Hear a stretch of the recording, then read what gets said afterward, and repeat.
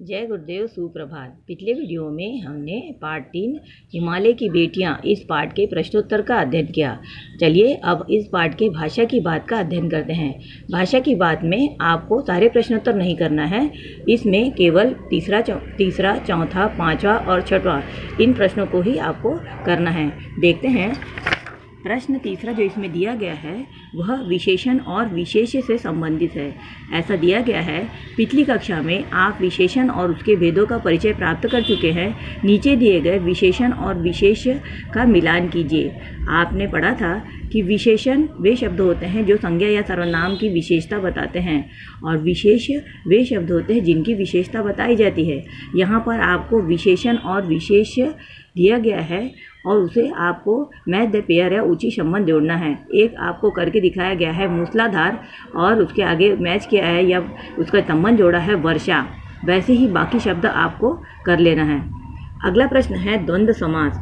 हमने पिछले वीडियो में हम पंछी उन्मुक्त गगन के इस पार्ट में समास पढ़ा था, द्वंद्व समास, जिसमें सामासिक चिन्ह के साथ शब्द लिखे थे और उनका विग्रह हमने और शब्द से किया था। यहाँ देखते हैं, द्वंद्व समास के दोनों पद प्रधान होते हैं। इस समास में और शब्द का लोप होता है, जैसे राजा रानी में द्वंद्व समास है जिसका अर्थ होता है राजा और रानी।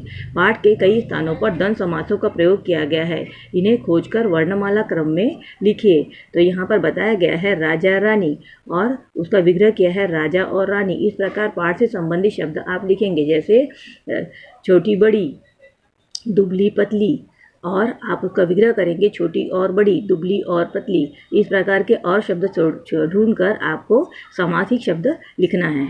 अगला प्रश्न है प्रश्न 5वां। नदी को उल्टा लिखने से दीन होता है और इसका अर्थ होता है गरीब। आप भी 5 ऐसे शब्द लिखिए जिसे उल्टा लिखने पर सार्थक शब्द बन जाए। प्रत्येक शब्द के आगे संज्ञा का नाम भी लिखिए, जैसे नदी से दीन, और जो दीन शब्द बना है वह है भाववाचक संज्ञा। प्रश्न में ऐसा बताया गया है कि पाठ से संबंधित शब्द लिखना है, उसका उल्टा करने के बाद जो शब्द बनता है उसका संज्ञा का प्रकार लिखना है। संज्ञा हमारी 3 प्रकार की है, व्यक्तिवाचक, जातिवाचक और भाववाचक। तो यहाँ पर दीन शब्द भाववाचक संज्ञा है। अब आप अन्य शब्द लिख सकते हैं, जैसे नव, तो इससे बना वन, और वो वन शब्द जो है वो जातिवाचक संज्ञा। इस प्रकार के अन्य शब्द भी आप ढूंढकर लिखेंगे। अब प्रश्न नंबर 6वां जो यहाँ पे दिया गया है वह कहता है, समय के साथ भाषा बदलती है, शब्द बदलते हैं और उनके रूप बदलते हैं। जैसे बेतवा नदी के नाम का दूसरा रूप वेत्रवती है। नीचे दिए गए शब्दों में से ढूंढकर इन नामों के अन्य रूप लिखिए।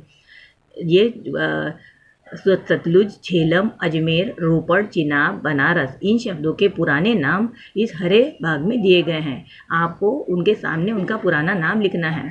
सतलुज नदी को पुराने समय में शतद्रुम नाम से जाना जाता था। वैसे ही झेलम नदी वित्सवा नाम से मशहूर थी। अजमेर का पुराना नाम अजय मेरू था। रोपड़ का पुराना नाम रूपपुर था। चिनाब नदी जो है उसको पुराना नाम उसका विभाषा था और बनारस को पहले वाराणसी नाम से जाना जाता था। इस प्रकार इनके शब्द के आगे उनके पुराने नाम आपको लिखना है। और हमने अब पार्ट 3 के भाषा की बात के प्रश्नोत्तर का अध्ययन किया।